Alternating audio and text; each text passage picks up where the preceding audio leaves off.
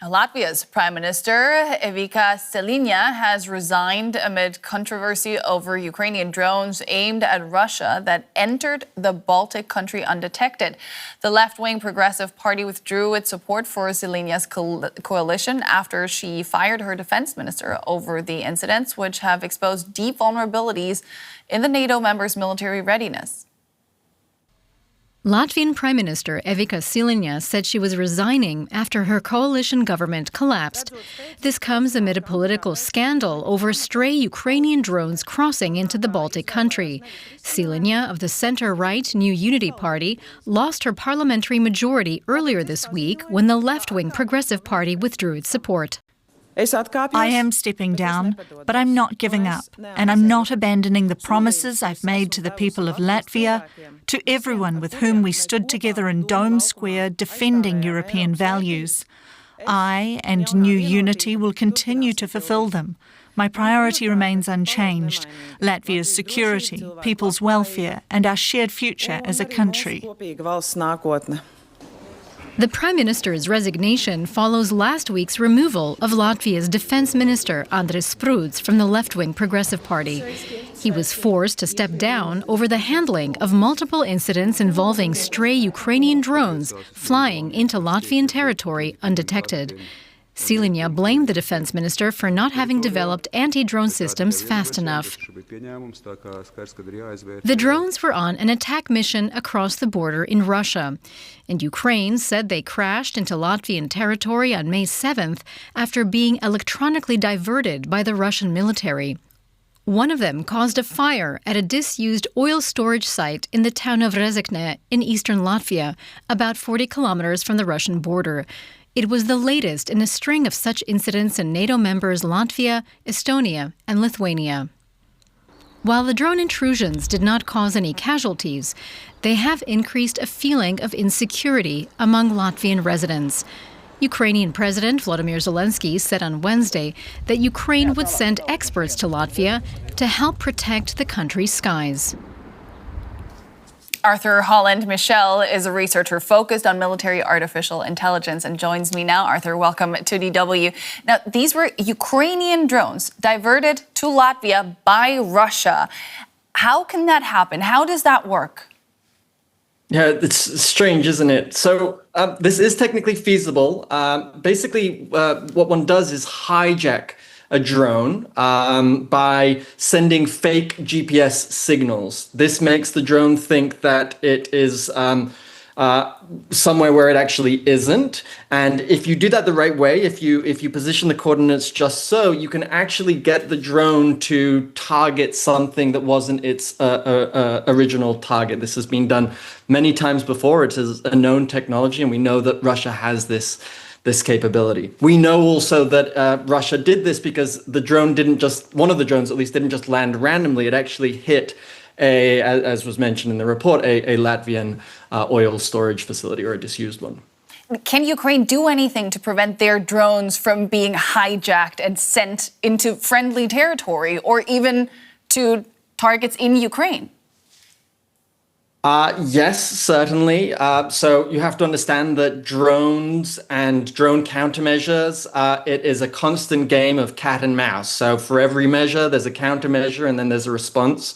I can assure you that Ukraine, as we speak, is figuring out ways to harden their drones against these spoofing attacks. This is essentially like a cyber capability. So it's like protecting a computer from cyber attacks. But of course, each time that Ukraine comes up with a new way of defending against spoofing, Russia will probably figure out a new form of attack, a new hijacking mechanism. So there's no definitive solution to a problem like this. All right. And how vulnerable are the countries on, especially NATO's eastern flank, then, to these kinds of attacks by diversion? They're extremely vulnerable. I mean, another question is how likely Russia is to continue using this tactic. But, these countries have not set up their airspace defense systems to defend against drones. They previously had no need to do so. That's why these drones were able to enter the airspace of these countries. undetected, and they're going to have to ramp up significantly if they do want to prevent incursions like this in future. There's even talk of installing missile interceptor systems to shoot down, I know it sounds crazy to even imagine it, to shoot down Ukrainian drones that are diverted by Russia into these countries' territory. That would be very, very dangerous, a last resort, but it looks like it could potentially be the only option that's available. Ukraine has offered help in this scenario. What can NATO countries, and other countries in general, learn from Ukraine's experience? So Ukraine uses what it calls a multi-layer defense system. So it has multiple different ways of detecting drones with all sorts of different types of sensors. And then it has a multiple different ways of intercepting them or indeed shooting them down. That ranges from jamming the drones. Indeed, Ukraine has itself done spoofing. It also has redirected Russian drones back into Russian territory or into Belarus. That happened back in 2024, all the way to kinetic effect. So shooting drones down with missile interceptors or even flying airplanes alongside these drones and shooting them with machine guns. The one piece of comfort here is that if Ukraine goes to help the Baltic states with these diverted intrusions of Ukrainian drones, Ukraine would definitely know how to shoot down its own drones. So it could probably give some very solid technical support for dealing with these intrusions in future. As drones become more and more relevant on other battlefields as well, how big a role do you expect this kind of electronic warfare to play going forward? Massive. It's everything. From now on, and this has already been the case for many years, not just drones, but everything in warfare has some electronic element. Everything is connected with communications, either for navigation or for control or for radio communication. And so if you can control the electromagnetic spectrum, if you can control navigation signals, radio signals, then you have dominance over the battlefield. And so it's going to be an enormous fixture. Russia and Ukraine have gained tremendous experience in that specific domain over the last 4 years, and other countries are certainly paying close attention. But as I said earlier, there's no definitive winner in electronic countermeasures because it's always going to be measure, countermeasure again. It's just a constant race. Fascinating stuff. That was Arthur Holland Michel. Many thanks. And DW correspondent Sergei Satanovskii is joining us now from the Latvian capital, Riga. So, Sergei, we're seeing more and more drones making their way to NATO countries, including Latvian territory or other Baltic states. How common is it? Yeah, well, that's true. Last week wasn't the first time in recent months that Ukrainian drones entered Latvian airspace or the airspace of the Baltic states in general.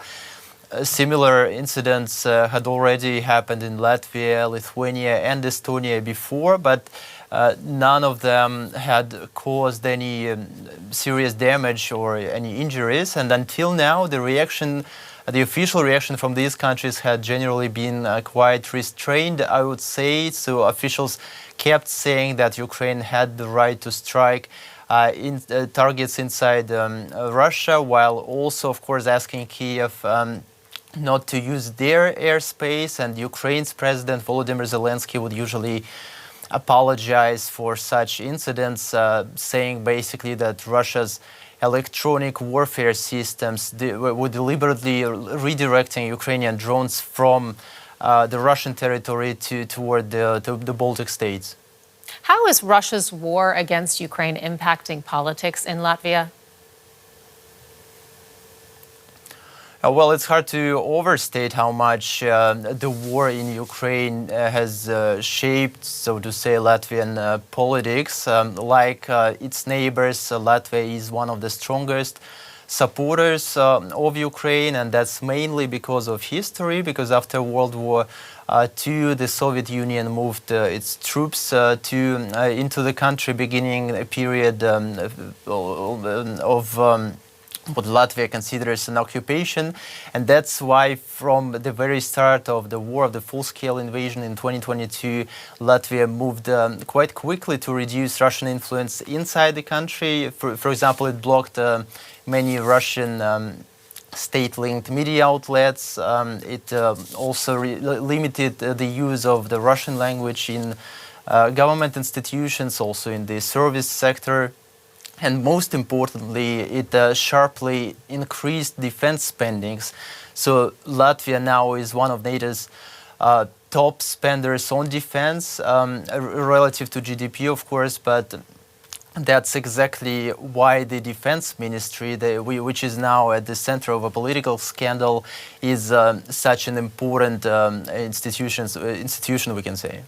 And now the prime minister has resigned. So what happens next?